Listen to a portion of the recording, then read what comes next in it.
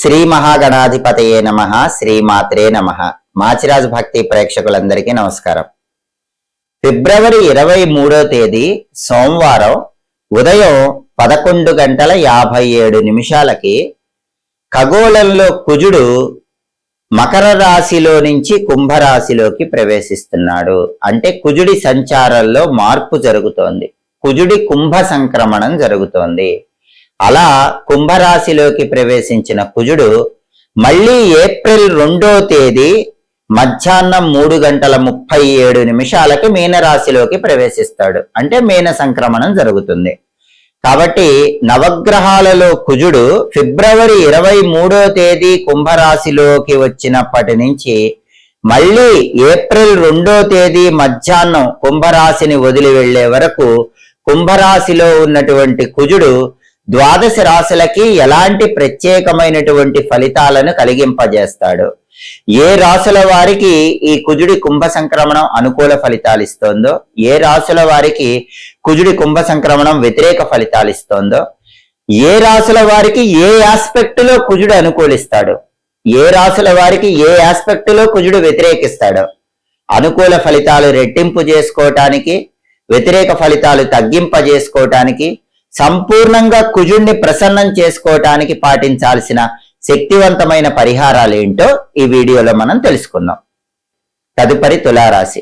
తులారాశి వాళ్ళకి కుజుడి కుంభ సంక్రమణం వల్ల వచ్చేటటువంటి ఫలితాలు మనం పరిశీలిస్తే తులారాశి నుంచి లెక్కబెట్టినప్పుడు తుల, వృశ్చికం, ధనుస్సు, మకరం, కుంభం. కుజుడి సంచారంలో మార్పు జరిగిన కుంభరాశి తులారాశి వాళ్ళకి 5వ రాశి అవుతుంది. అంటే తులారాశి వాళ్ళకి 5వ స్థానంలో కుజుడి కుంభ సంక్రమణం జరుగుతోంది. 5వ స్థానంలో కుజుడు వ్యతిరేక ఫలితాలు ఇస్తాడని జ్యోతిష శాస్త్ర గోచార గ్రంథాలన్నీ తెలియజేస్తున్నాయి. కాబట్టి ఏ ఆస్పెక్ట్ లో తులారాశి వాళ్ళకి కుజుడు వ్యతిరేక ఫలితాలు ఇస్తాడు, ఆ ఆస్పెక్ట్ లో ఇచ్చే వ్యతిరేక ఫలితాలు పోవాలంటే కుజుడికి సంబంధించిన ఎలాంటి పరిహారాలు చేసుకోవాలి, ఈ విషయాలు మనం పరిశీలిస్తే ప్రధానంగా 5వ స్థానంలోకి కుజుడు ప్రవేశించడం వల్ల తులారాశి వాళ్ళు చెడ్డ పనులు చేయటానికి ఉత్సాహం చూపిస్తూ ఉంటారు. ఇంతకు ముందు ఎంతో సత్ప్రవర్తన, ఎంతో సదాచారం కలిగినటువంటి తులారాశి వాళ్ళందరూ కూడా ఒక్కసారిగా వాళ్ళ మనసు మారిపోయి చెడ్డ పనులు చేయాలనేటటువంటి ఆసక్తి పెరుగుతుంది. అది వాళ్ళ తప్పు కాదు. 5వ స్థానంలో కుజుడి సంచారం నడవటం దీనికి కారణమవుతుంది. అటువంటప్పుడు మనస్సును నిగ్రహం చేసుకునే ప్రయత్నం చెయ్యండి. చెడు ఆలోచనలు మనసులోకి వచ్చిన వెంటనే దైవ ధ్యానం చేసుకోండి, దేవాలయ దర్శనం చేసుకోండి. ఆ చెడు ఆలోచనల నుంచి, వాటి ప్రభావం నుంచి బయటపడే ప్రయత్నం తులారాశి వాళ్ళు చెయ్యాలి. దానికి తోడు తులారాశి వాళ్ళకి ఏం జరుగుతుందంటే చెడ్డ వ్యక్తులతో పరిచయాలు ఏర్పడతాయి. ఆ పరిచయాలు ఈ సమయంలో మంచి బంధాలుగా మారే అవకాశం ఉంది. కాబట్టి కొత్త వ్యక్తులతో పరిచయాలు ఏర్పడితే తులారాశి వాళ్ళు వెంటనే ఆ వ్యక్తుల గురించి బాగా స్టడీ చేయండి. వాళ్ళు మంచి వాళ్ళ చెడ్డవాళ్ళ అని పరిశీలించిన తర్వాతే వాళ్ళతో స్నేహం చేయండి.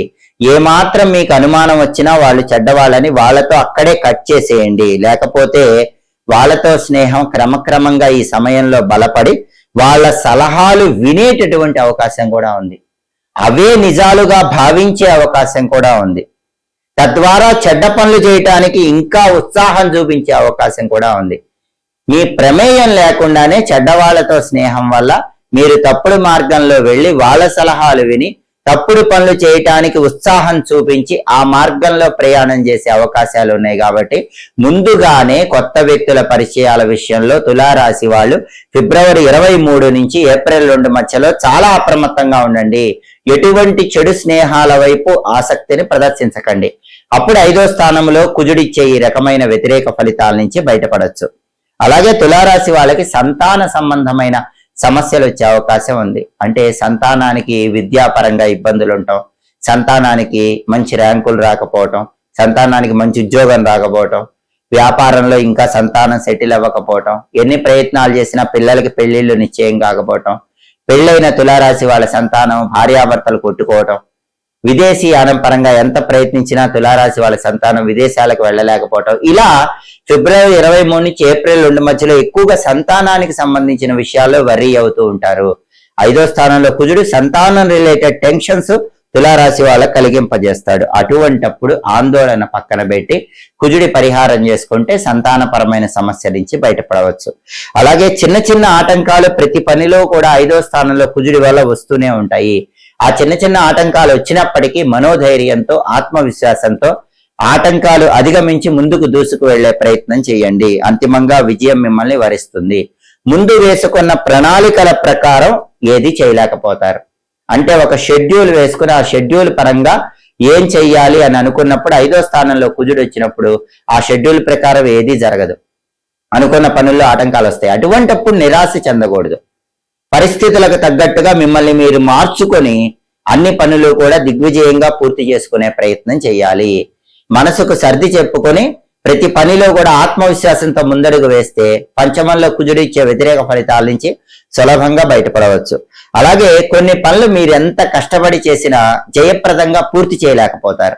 అటువంటప్పుడు కూడా నిరుత్సాహానికి లోను కాకుండా మళ్ళీ మనోధైర్యంతో, ఆత్మవిశ్వాసంతో ముందడుగు వేసినట్లయితే తప్పకుండా అంతిమంగా ఆ పనుల్లో విజయం చేకూరుతుంది. కాబట్టి 5వ స్థానంలో కుజుడిచ్చే వ్యతిరేక ఫలితాల నుంచి బయటపడాలంటే తులారాశి వాళ్ళు మనోధైర్యం పెంచుకోండి, ఆత్మవిశ్వాసం పెంచుకోండి, కుజుడి పరిహారం చేసుకోండి. దానివల్ల కుజుడిచ్చే వ్యతిరేక ఫలితాల నుంచి పూర్తిగా బయటపడవచ్చు.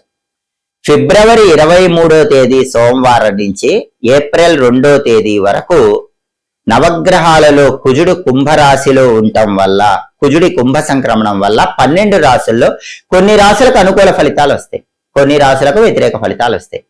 అనుకూల ఫలితాలు వచ్చే రాశుల వాళ్ళు అనుకూల ఫలితాలు రెట్టింపు చేసుకోవటానికి, ప్రతికూల ఫలితాలు వచ్చే రాశుల వాళ్ళు ప్రతికూల ఫలితాలు తగ్గింపజేసుకోవటానికి కుజుడికి సంబంధించిన శక్తివంతమైన పరిహారాలు చేసుకోవాలి. ప్రధానంగా అనుకూల ఫలితాలు వచ్చే రాశులు మేషరాశి, కన్యా రాశి, ధనుస్సు రాశి. ఎందుకంటే ధనుస్సు రాశి వాళ్ళకి కుజుడు 3వ స్థానంలో, కన్యా రాశి వాళ్ళకి కుజుడు 6వ స్థానంలో, మేషరాశి వాళ్ళకి కుజుడు 11వ స్థానంలో యోగిస్తున్నాడు. కాబట్టి ఈ 3 రాశులకి కుజుడు అనుకూల ఫలితాలు ఇస్తాడు. మిగిలిన 9 రాశులకి వ్యతిరేక ఫలితాలు ఇస్తాడు. కాబట్టి అనుకూల ఫలితాలు వచ్చే 3 రాశుల వాళ్ళు అనుకూల ఫలితాలు పెరగాలన్నా, వ్యతిరేక ఫలితాలు వచ్చే 9 రాశుల వాళ్ళు వ్యతిరేక ఫలితాలు తగ్గింపజేసుకోవాలన్నా కుజుడికి సంబంధించిన శక్తివంతమైన పరిహారాలు ఫిబ్రవరి 23 నుంచి ఏప్రిల్ 2 మధ్యలో వచ్చే మంగళవారాలు తప్పకుండా చేసుకోండి. వాటిల్లో అత్యంత శక్తివంతమైన పరిహారం ఏంటంటే అంగారక మంత్రాన్ని మంగళవారం వీలైనన్ని సార్లు చదువుకోవాలి. ఓం అం అంగారకాయ నమః. ఈ మంత్రాన్ని 108 లేదా 54 లేదా 21 సార్లు మంగళవారం పూట చదువుకోండి. మీకు ఇంకా వీలైతే రుణ విమోచన అంగారక స్తోత్రం అని ఉంటుంది. ఆ రుణ విమోచక అంగారక స్తోత్రాన్ని మంగళవారం చదవటం వీలు కాకపోతే విన్నా కూడా కుజుడు సంపూర్ణంగా అనుగ్రహాన్ని కలిగింపజేస్తారు. అలాగే మంగళవారం పూట తప్పకుండా 12 రాశుల వాళ్ళు కొన్ని నల్ల నువ్వులు, కొద్దిగా ఉసిరిక పొడి నీళ్లలో కలుపుకొని స్నానం చేయండి. ఈ శక్తివంతమైన ప్రత్యేకమైన స్నానం కూడా కుజుడి అనుకూలతను తొందరగా కలిగింపజేస్తుంది. అలాగే నవగ్రహాలలో కుజుడికి ఎరుపు రంగు అంటే ఇష్టం కాబట్టి ఫిబ్రవరి 23 నుంచి ఏప్రిల్ 2 మధ్యలో వచ్చే మంగళవారాలు ఎరుపు రంగు వస్త్రాలు ధరించండి. అలాగే ఆహారంలో కూడా ఎరుపు రంగు ఆహార పదార్థాలు స్వీకరించండి. ఎర్రటి పండ్లు ఆహారంగా స్వీకరించండి. ఎందుకంటే గ్రహానికి ఇష్టమైన ఆహారం స్వీకరిస్తే కూడా గ్రహ బలం పెరుగుతుంది. మంగళవారం పూట కుజుడికి ఇష్టమైనవి కందులు కాబట్టి కందిపప్పుతో చేసిన పదార్థాలు ఆహారంగా స్వీకరించండి. ఇంకా వీలైతే ఈ సమయంలో వచ్చే మంగళవారాలు పగలు ఉపవాసం ఉండి రాత్రికి కందిపప్పుతో చేసిన పదార్థాలు ఆహారంగా స్వీకరిస్తే కుజుడు ఇంకా తొందరగా తన అనుగ్రహాన్ని కలిగింపజేస్తాడు. అలాగే మంగళవారం పూట కుజుడికి ఇష్టమైన దిక్కు దక్షిణ దిక్కు కాబట్టి స్నానం చేశాక మీ ఇంట్లో హాల్లో దక్షిణ దిక్కులో ఎర్ర ఒత్తుల దీపాన్ని వెలిగించండి. కుజుడికి ఎరుపు రంగు ఇష్టం, కుజుడికి 9 అంకె ఇష్టం, కుజుడికి దక్షిణ దిక్కు ఇష్టం. కాబట్టి మంగళవారం పూట హాల్లో దక్షిణ దిక్కులో ఒక పీట పెట్టి దాని మీద ముగ్గు వేసి ఒక పెద్ద మట్టి ప్రమిదలో ఇంకో మట్టి ప్రమిద ఉంచి నువ్వుల నూనె పోసి 9 ఎర్ర ఒత్తులు తీసుకుని ఆ 9 ఎర్ర ఒత్తులు కలిపి ఒకే ఒత్తిగా చేసి ఆ ఒత్తి దక్షిణం వైపు వెలిగేలాగా దీపం వెలిగించండి.